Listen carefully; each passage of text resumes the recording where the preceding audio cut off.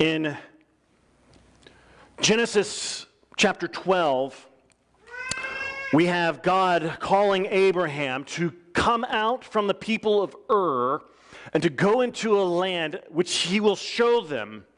And we see that Abram is willing to do that. He grabs Sarai, he grabs Lot, he grabs some of the things that he needs, and he heads out to who knows where.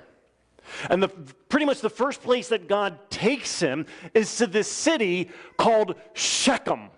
And it is in Shechem that they stop for a little bit, and God tells Abraham to look out over all the land, and everything that he sees is going to one day be his. That's the promised land that God has given to Abram right there in Shechem.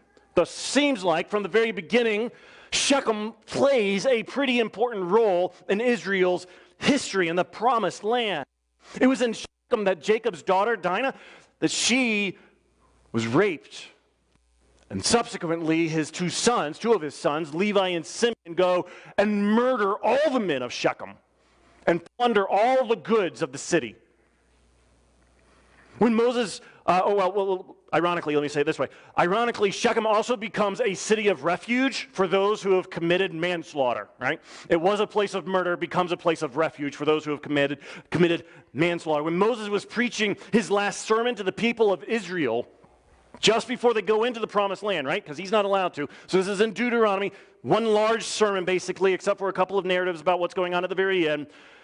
Moses is preaching, and he says, and when the Lord, chapter 11, verse 29, and when the Lord your God brings you into the land that you are entering to take possession of, you shall set the blessing on Mount Gerizim and the curse on Mount Ebal. Now, we may not know necessarily where those places are, but they border Mount Gerizim, Mount Ebal, they border the city of Shechem. Later in Joshua, just after defeating the city of Ai, they go to Mount Gerizim. We see in Joshua 8:33 and 34, and all Israel, sojourner as well as native born, with their elders and officers and their judges, stood on opposite sides of the ark before the Levitical priesthood, who carried the ark of the covenant of the Lord, half of them in front of Mount Gerizim, and half of them in the front of Mount Ebal, just as Moses, the servant of the Lord, had commanded at the first to bless the people of Israel. And afterward he read all the words of the law, the blessing and the curse, according to all that was written in the book of the law. When the people of Israel took control of the land, and Joshua divides up the land, Manasseh comes and borders right there on Shechem. Ephraim on the other side of Shechem. Shechem is technically a little bit a part of Ephraim, but it's right there on the border of both of them. It was in Shechem that Joshua's famous speech was given, where he says, choose you this day whom you will serve. As for me and my house, we will what? Serve the Lord. That was all there in Shechem. When we get into Kings, and we see that Solomon has a king, an idiot king, right? Sorry, should be a little bit more gracious, especially since I'm talking about compassion today. He has a king named Rehoboam. He has a son named Rehoboam who becomes king. And we know that it was because of Rehoboam's pride that the kingdom was divided. And so there's this man by the name of Jeroboam, a general in the army. He is the one who then takes the 10 northern tribes and they split off from the 2 southern tribes. And it is there in Shechem that Jeroboam is made king, that he's crowned king. A lot goes on in Shechem, doesn't it? The Ark of the Covenant is never actually said to be in Shechem. It's not placed there in Shechem. Usually we find it in the Old Testament. Before it gets into Jerusalem, we find it in Shiloh. But we do see that God's presence, that he specifically states that God's holy presence is in the city of Shechem. So he's been there. So when the temple was built in Jerusalem, and the Ark of the Covenant was moved from Shiloh into Jerusalem, and God's presence then was said to no longer be in Shechem, but to be in Jerusalem. You can imagine that maybe some of the people, especially those of Manasseh and Ephraim, they may have been a little upset and a little disenfranchised to hear that God's presence is no longer with them, but is in Jerusalem. And that would be where God would have to be worshipped from then on. It would be the site of the temple. That's the way that the Samaritans looked at things. They believed that Shechem was the city of God, not Jerusalem. The temple should have been there on Mount Gerizim, not on Mount Zion. They saw themselves differently than the Jews saw them, obviously. Right? The Jews looked at them as Bruce had preached a few weeks ago. The Jews saw them as basically half-breeds, that they were part Jewish. They had been the remnants that had been left behind, the poorest of the poor who had been left behind in Israel. The others had been taken away in exile into Assyria. Assyria then brings other people from Assyria and other parts of the Assyrian Empire to come and inhabit that land, and they intermixed with them, and that's how the Jews saw them, that they basically were half-breeds who had taken half measures of Judaism and maybe syncretized it with all these other religions and kind of came up with their own thing. That's how the Jews saw them. Samaritans didn't see themselves that way. The Samaritans saw themselves actually as purists. The Jews looked at them because the Samaritans did not celebrate Purim, nor did they celebrate Hanukkah. Nor were they happy, and they actually opposed when the Jerusalem temple was being rebuilt later on. So the Jews saw them as hostile to Jews, to Judaism. The Samaritans, again, they didn't see that. They said, we are purists. There is no Purim in the law. There is no Hanukkah in the law. Those are man-made religion or man-made celebrations, not God celebrations. These aren't those festivals of Israel that we are commanded of in the law of Moses. They saw themselves as purists. In fact, that's basically what it means. They looked at the Pentateuch and they believed only in the Pentateuch. They didn't believe necessarily in the prophets and in the writings. Just the Pentateuch. And they actually had their own version of the Pentateuch. A little bit different, not a lot different, but a little bit different because they actually put even more emphasis on Shechem than what we have, than the Jewish version. Because they saw that God was doing a lot of stuff in all of Israel's history in Shechem, and that Jerusalem isn't even mentioned in the law of Moses. Not until Joshua do we actually even see Jerusalem being mentioned. Now, Mount Moriah, where Isaac was killed, right, or was going to be sacrificed, that is actually Mount Zion. That's the only time, one thing in all the law of Moses, but Shechem mentioned over and over and over again in the law of Moses. They saw Shechem as being the place where God ought to have been. It was his proper dwelling. So they saw themselves as purists. The word Samaritan, we often think that Samaritan comes from the capital city, Samaria. It doesn't. In fact, both of them come from the same word, Shamarim. Shamarim means guardians or keepers, because that's how they saw themselves. They were the guardians of God's law. They were the keepers of God's law. The Jews are the ones who had strayed, not them. That's how they saw it. The Samaritans saw themselves actually as descendants directly from Manasseh and Ephraim. Remember, that's where Shechem was, right on the border. So when you have one group that sees themselves the exact opposite of another group, guess what? There's no reconciliation there. They can't stand each other. They can't be near one another. There's no compromise that's going to happen. I mean, we tend to think about Republicans and Democrats and how at odds they are. This is much worse than that. There's so much hostility between these two. Opposite of hospitality. By the time that Jesus actually walks on earth, the two people, they hated one another. In fact, the word Samaritan was basically a curse word. It was a racial slur, which is what we see in John.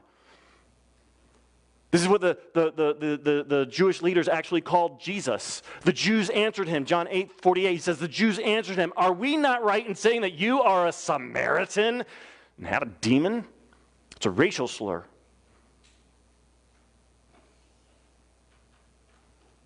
So anyway, that's a lot of background, right? I want you to understand, because I'm not going to bring it up anymore during this sermon, how much these two groups of people hated one another. They despised one another, and there is no compromise. But as we go through this, I want us to also keep in mind that really I want us to learn 4 lessons in the parable of the Good Samaritan. First lesson I want us to learn is that attitudes matter. Attitudes matter. Second, answers matter. Third one, angles matter. Not angels, though angels do matter, but angles matter. And lastly, applications matter. So if you will, please stand with me for the honor of the reading of God's Word. Excuse me.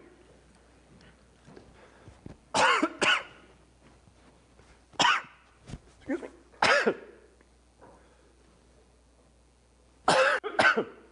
Wrong pipe. After 23 years, that was bound to happen once. All right, let's do it. 25 to 37. And behold, a lawyer stood up to put him to the test, saying, Teacher, what shall I do to inherit eternal life? He said to him, what is written in the law? How do you read it? And he answered, you shall love the Lord your God with all your heart, and with all your soul, and with all your strength, and with all your mind, and your neighbor as yourself. And he said to him, you have answered correctly. Do this, and you will live. But he, desiring to justify himself, said to Jesus, and who is my neighbor? Jesus replied, a man was going down from Jerusalem to Jericho, and he fell among robbers, who stripped him and beat him and departed, leaving him half dead. Now, by chance, a priest was going down the road, and when he saw him, he passed on the other side. So likewise, a Levite, when he came to the place and saw him, passed by on the other side. But a Samaritan, as he journeyed, came to where he was, and when he saw him, he had compassion. He went to him and bound up his wounds, pouring on oil and wine. Then he set him on his own animal and brought him to an inn and took care of him. And the next day he took out 2 denarii and gave them to the innkeeper, saying, take care of him. And whatever more you spend, I will repay you when I come back. Which of these 3 do you think proved to be a neighbor to the man who fell among the robbers? He said, the one who showed mercy. And Jesus said to him, you go and do likewise. Thank you. You may be seated. So here's the first lesson that we really need to learn this morning, and that is that attitudes matter, especially, but not only, but especially when talking to Jesus. How you approach him matters. We are said in Hebrews, we are told by the writer of Hebrews that we are allowed to go to the throne of God, and we are allowed not just to go to the throne of God, but we are allowed to go to the throne of God with boldness, with confidence. But that doesn't mean that we go to the throne of God with arrogance. We still go humbly, but we just go knowing that he is going to receive us. Our attitude going to Jesus, to speak with Jesus, matters. How we go matters. Now, you may remember last week when we were talking about Jesus, he was praising God. He had he had exceeding joy. You remember that? There was joy that was exceeding, that he was rejoicing and praising God. And he was praising God because God had withheld the revelation of these things. We talked about those things, but these things from those who are wise, those who have understanding. And he rejoiced that God had revealed them to little children. Remember that? And now all of a sudden, here comes a lawyer, one who has arrived. He hears what Jesus is saying and he stops him in his tracks. The people who had thought that they had arrived really had nothing more to learn were the ones who were going to go without the revelation of God, and that was too much for this lawyer. When we think about lawyer, we need to understand we're not talking about somebody that we might think of today as a lawyer, right? Not a prosecuting attorney, not a defense attorney, not somebody that stands up in court and argues cases. No, lawyer is in the one that knows the law of God, right? That is his job. We would probably consider it to be a modern-day theologian. Okay? You've probably met some of the theologians who think that they're all that they finally arrived, that they've got it all, right? That they don't really need to learn anymore. Nobody can teach them anymore. Anybody ever found a theologian like that? I've heard plenty of them, right? And sometimes I have been that one, okay? Never get there. You get humbled. Okay? There are things to learn. So here he is. He's an expert, quote, expert in God's law. And he stands up because he can't let such an accusation stand. And we need to understand that by standing up shows even more about his attitude probably than his words do. Back in the day when there were rabbis and there were disciples, rabbis generally, if they weren't walking with their disciples, walking and talking, rabbis always standing in front and turning around and speaking with them, right, because he's the leader. If they weren't walking and talking, he was either standing or sitting in a place of honor, and the disciples would be at his feet, sitting at his feet. That was the way it was. The teacher is the one who gets the place. He gets to stand or he gets to sit in the place of honor. Everybody else sits at his feet. So when we see that this lawyer stands up, it is actually to oppose Jesus. He is no longer going to be my teacher. I'm not going to let him teach me. I've got a lesson that I need to teach him. His attitude matters here. He is refusing to be taught, instead teaches Jesus a lesson. At least he wants to. So he asks Jesus a question in order to test him. Can he make Jesus look foolish? Can he make him look stupid? Can he make him look like he has made a mistake? Can he just simply discredit him? Maybe he can get him on his heels. Maybe get him on the defensive kind of thing. And so we read in verse 25, and behold, a lawyer stood up to put him to the test, saying, Teacher, what shall I do to inherit eternal life? And Jesus' response is perfect. I mean, here's a man who is a lawyer. So how do you respond to a man who sees himself as an expert in God's law? You turn the question around, right? You ask them, well, what does the law of God say? You tell me. And so the man says it. Man immediately comes out and says what God's law says. And he's right about it. But here's the thing. He knew the answer. He asked the question knowing the answer. Now, I know we've never done that before, right? That we don't ask people questions we already know the answer to so that we can make them look foolish and we can make ourselves look smart. But that's what this guy was doing. This was a gotcha question.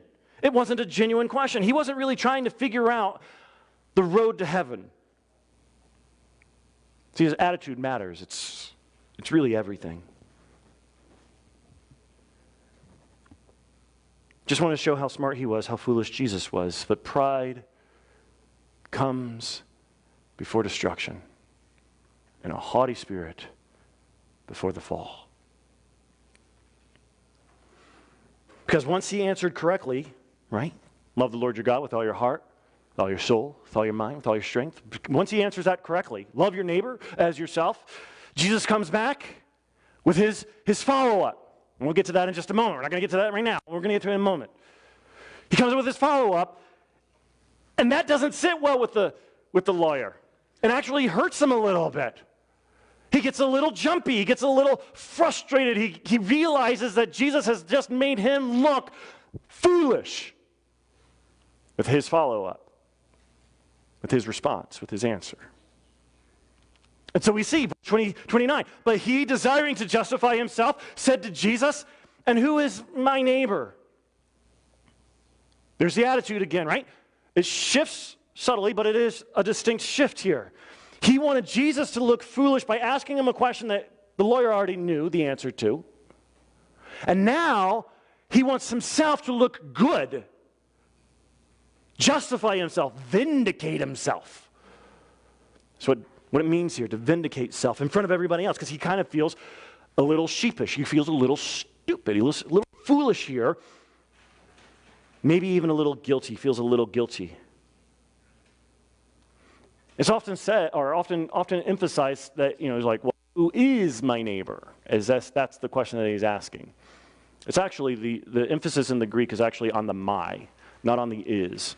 Who is my neighbor, right? I'm not really interested in who are neighbors generally. I'm not interested in who the Jews might find to be their neighbors or anybody else. I'm actually just wanting to know who my neighbor is. Who is my neighbor? I want to justify myself. I want to make sure that I still look good in front of everybody, that there are technicalities here that I can get away with, right? We like technicalities. If we can just narrow the scope into some technicalities, then we can do that which is not technical. We can get outside. We can wiggle away. Right? How far is too far in dating? What really is the definition of work when it comes to the Sabbath? What are we really talking about here? Right? If we could just kind of find some technicalities there, then everything's going to be fine, because we can do those technicalities. It's the principles that we don't like. Our attitude is more about looking virtuous in front of everybody else rather than being holy in front of a holy God. So if we can get technicalities, let's get them. But this leads us to that second lesson. First one, attitudes matter. Second one, answers matter. The reason that we need to learn this lesson is because oftentimes we're like the lawyer again, that we know the answer. The lawyer knew the answer to his question. It would seem that he actually asked the question knowing what the answer should be, ready to point the finger if Jesus got it wrong. So oftentimes it is not simply that we don't know the answer. We do know the answer. Here's really what it more likely is. We don't like the answer. The answer doesn't really fit us so well. It doesn't sit well. We're really hoping for maybe a different answer. We're hoping that we might be able to be the exception to the answer. But we really actually know what the answer is, and that we are not the exception. In the case of the lawyer, Jesus actually never answered the question. He didn't need to answer the question. He simply asked the lawyer what his own thoughts were and let the lawyer answer the question himself because he knew it. He got the answer right. The problem, though, was with the answer.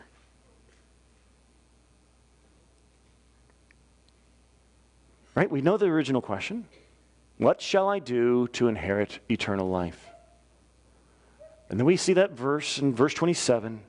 And he answered, you shall love the Lord your God with all your heart, with all your soul, and with all your strength, and with all your mind, and your neighbor as yourself. He gives that answer. And everything would have been fine if Jesus would have just said, good job.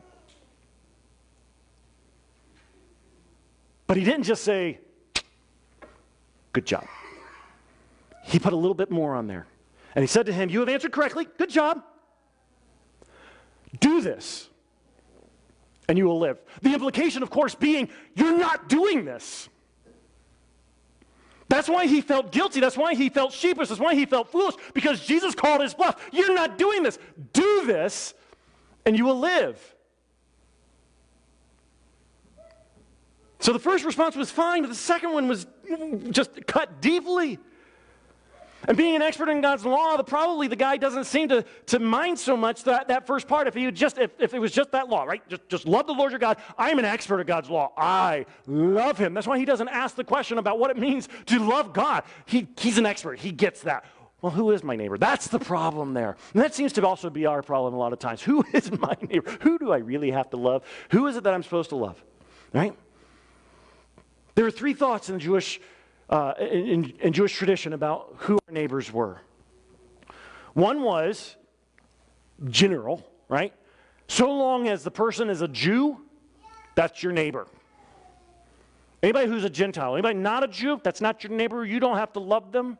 Just the Jews. That's the first one. That's the broadest one. Second one was the other two are very similar. One by the Pharisees, one by the Essenes. Both of them basically said the same thing except for their own counterparts, right? So the Pharisees said, hey, your neighbor is your fellow Pharisee. So you need to love your fellow Pharisee. You don't have to love anybody else, just your Pharisee, right? So if you're a Pharisee, you got to love your Pharisees. Otherwise, you're good to go. Essenes the same way. So long as you love your Essene brothers and sisters, you're good to go. You don't have to love anybody else, just your Essene brothers and sisters, because again, we're purists, right? Because they themselves to be purists.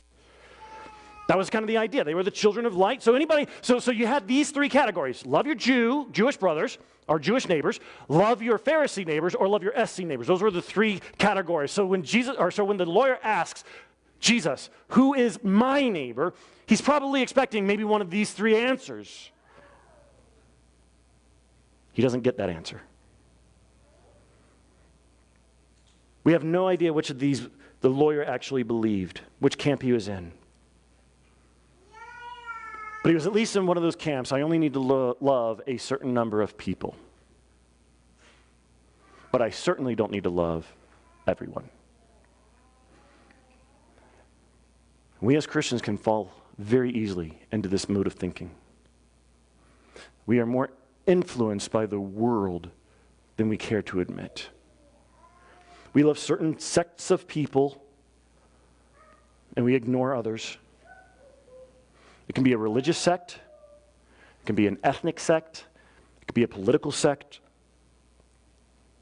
But we close our hearts toward those who are not the type of people that we want to run around in.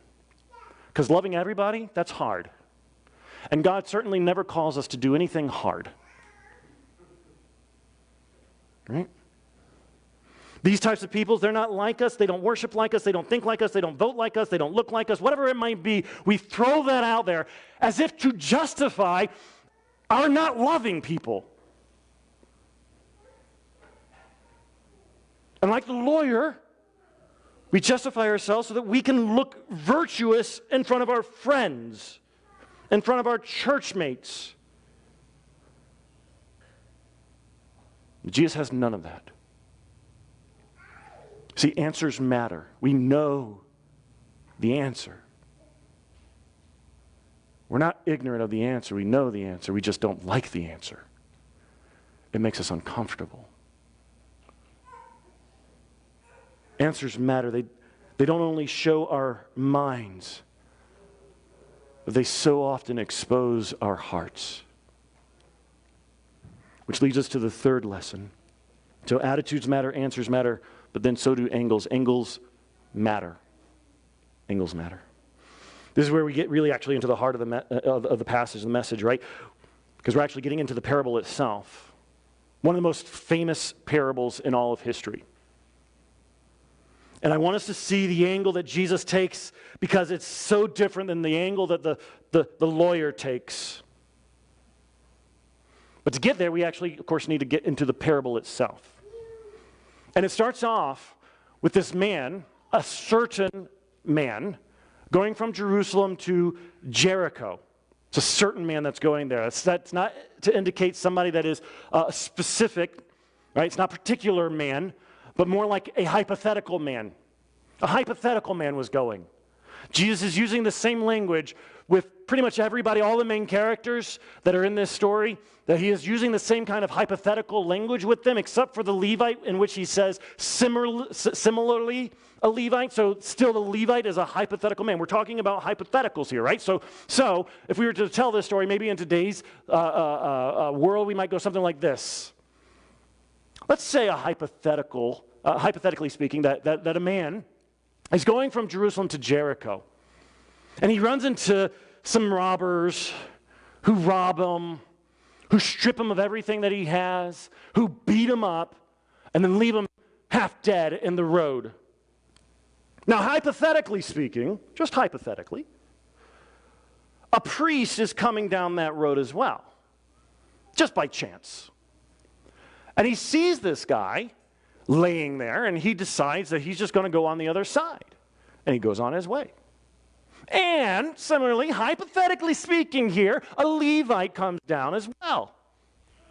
And he is going by, he sees the guy, he passes on the other side. But let's say, hypothetically speaking, there's this Samaritan. And the Samaritan sees the guy, and he is filled with compassion. And hypothetically speaking, he goes and he binds the man's wounds. He pours oil on them. He pours wine on them so that they can already begin the healing process. He decides that he is going to place him on his own donkey and give him a lift because he would rather walk than see this man suffering in the streets. And he takes him to a hospital and he pays for his bills while he is there. He takes care of him all night long. And we're not told what he is, what that means to take care of. You can imagine, right? Probably redressing those wounds, probably actually buying him some clothes so that he actually is not naked. Taking care of him, probably there when he wakes up with PTSD, screaming and hollering because he thinks somebody is after him. And then on his journey, but before he does, he pays the innkeeper 2 denarii. Do you know how much a denarii is? A denarii at that point in time, a denarii is about a day's wage. Okay? So, but at that time, right, we live in inflation. We don't get that. At that time, it would have paid for anywhere between, depending on the location, right, because location is everything, right? Depending on location, a denarii would have paid between 2 and 4 weeks worth of stay. So he pays 2 denarii, meaning he paid anywhere between a month to 2 months worth of stay for this man to be taken care of. Not just room and board, but any and everything that he needs. And if for some reason the guy was able to spend all that money on his way back, he would pay the rest of it. Now here's the thing. What we read about with the priest, with the Levite, hypothetically speaking, they're going down that road, and by chance, the word is by chance, it happenstance, right? In other words, that priest and that Levi had nowhere to go. They're leaving Jerusalem. We know that they're religious leaders, right? We get that. They work at the temple. They're leaving Jerusalem. In other words, they've got nowhere to go by chance. Just happen to be going that way. They're not going that way on a journey. They don't have to be anywhere at a specific time or a specific date. They're just going down that road. They've got no responsibilities, is what Jesus is saying. But they didn't stop. The one who stopped was the Samaritan. Did you notice that he says, who was on a journey? He actually had an agenda. He actually had a place that he needed to be, a certain time. And he stopped his agenda to help this man that he's never met, who was a Jew that he was supposed to despise. That's what he was doing. And he paid for it out of his own pocket and was willing to pay for it no matter what. No matter what the cost. So here's the angle that Jesus takes. Look at verse 36. Which of these 3 do you think proved to be a neighbor to the man who fell among the robbers? So the angle that the lawyer takes, who is my neighbor? And Jesus' angle is, who proved to be a neighbor? The lawyer's angle was, who must I love? Jesus' angle, who will you love? Because angles matter. The lawyer had come at Jesus with arrogance. He's trying to test him. Then he's trying to back himself up, coming again at arrogance, trying to vindicate himself so that he looks virtuous. And that kind of arrogance, that kind of attitude causes him to ask the wrong question. It caused him to see things from the wrong angle. One commentator said it this way. He says, one cannot define one's neighbor. One can only be a neighbor. One cannot define one's neighbor. One can only be a neighbor.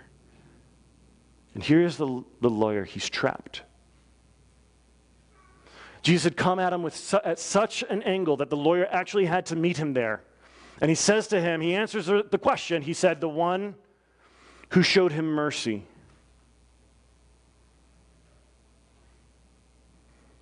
I find it interesting. And it probably doesn't mean anything, right? Jesus accepts the man's answer as correct. We obviously accept the answer as correct as well. But I find it interesting that Jesus, in his parable, says that the man was filled with compassion. And then the lawyer responds that the one who did mercy, who showed mercy. And I think those are different words, but I think they are obviously linked. That really mercy and compassion come together. They're inseparable.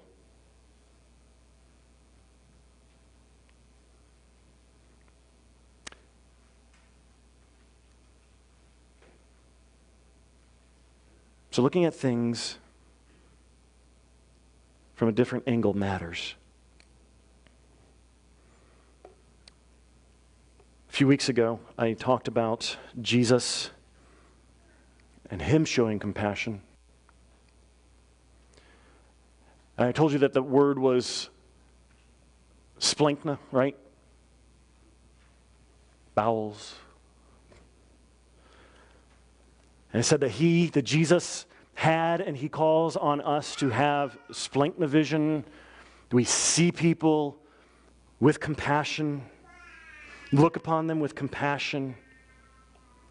And again, the link there then is that through compassion, through the eyes of compassion, is the only way that works of mercy can really be done. Jesus saw it as compassion. The man sees it as mercy. They're linked. Coming from it at different angles, it matters. The priest, the Levites looked at the man from one angle, but the Samaritan looked at the man from a different angle. The lawyer asks his question from one angle. Jesus answers that question from another angle. Angles matter.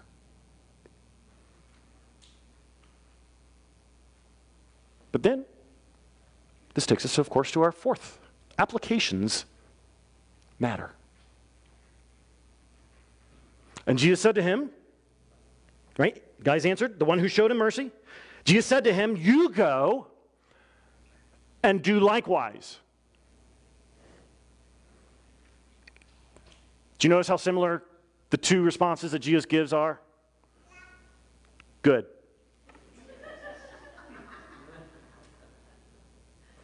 Jesus said in 28, and he said to him, you have answered correctly, do this, and you will live. And he says here, do likewise. Both answers imply that the man got the answer right. The problem is application. Because application matters. Love your neighbor by showing mercy. Now let's be honest, just between you and me, okay? Because we all know it. We've all said it. But there are a lot of stupid people in this world. Okay? I mean, everybody else, not us, right? We're not stupid. But everybody else seems to be really stupid. Somebody cuts us off. Stupid driver. Right? Somebody doesn't get our order right. Those stupid people didn't get our order right. There are a lot of stupid people, right? Out in this world. The stupid delivery guy just left my package out in the rain. Lots of stupid people in this world, right? Right. And that is an interesting angle to take, isn't it? Probably not the angle that Jesus would take. But it's the angle that we typically take. And of course, we don't mean that. Or maybe we do, right? But pretty much we're just venting. We're just venting is all. But out of the mouth, the heart speaks. And it proves that we have yet to apply the Samaritan principle to our own lives. I cannot tell you, I am standing up here the biggest hypocrite, okay?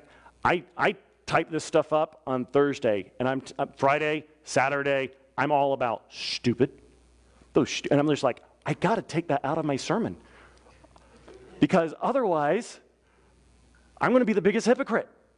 I left it in, just let you know, I am, right? Because application really does matter.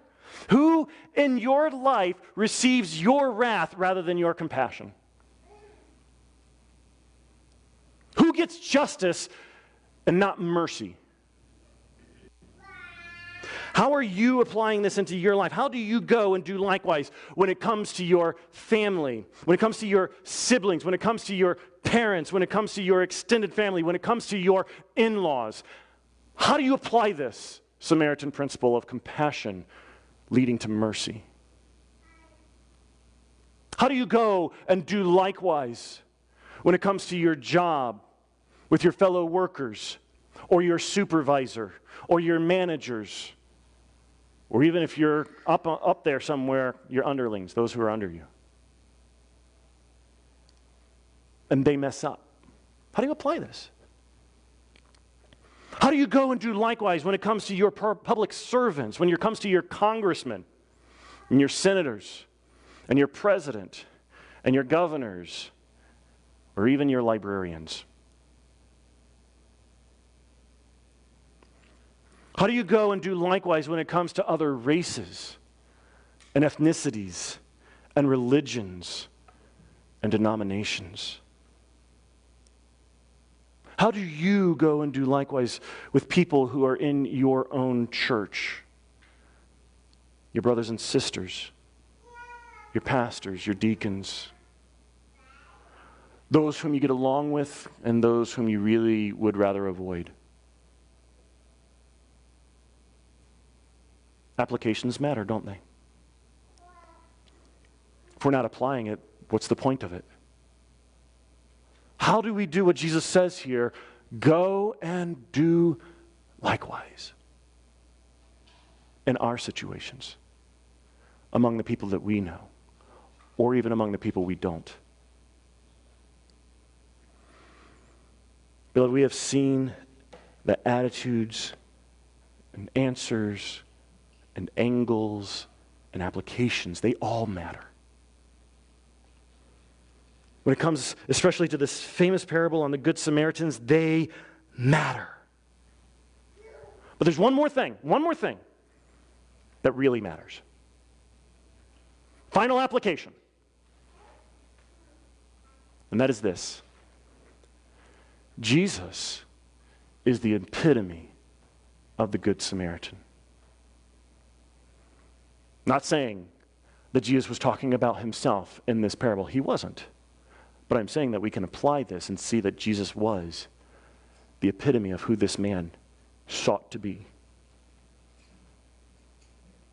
We can apply this to Jesus. Jesus who looks upon us with compassion and works mercy in our lives, to bind our wounds, who cares for us in the darkest of nights.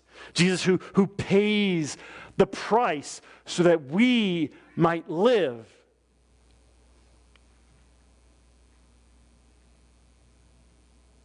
Like the lawyer, it needs to dawn on us that if the answer to eternal life is to love the Lord your God with all that you are, and to love your neighbor as yourself, that's an indictment. Because we cannot do it. And we will never be able to justify ourselves. But Christ in compassion saves us and abides in us. The only way that we can love others is because Christ abides in us. We love, John says. We love because he first loved us. Love isn't easy. It's easier not to love somebody than it is to love somebody. Right? I mean, it's easy for that stupid to come out, right? That stupid person, right? To be angry. It's easier to be angry with somebody. It's hard to love them. Our default is not to love. It is to hate. It is to be aggravated. It is to seek vengeance. It's to be angry, to hold on to grudges. That's the default. That's the sin nature in us. It is impossible outside of Christ abiding in us to love anybody. That's why John reminds us. Go and read his letter. Why he reminds us over and over and over and over again that as believers, we're supposed to love. Because he knows that it's not easy. He knows that it's pretty much the hardest thing in the world to love people. So he has to tell us over and over again, love them. Love them. Love them. But in and through Jesus. And this, the love of God was made manifest among us. That God sent his only Son into the world so that we might live through him. Let's pray.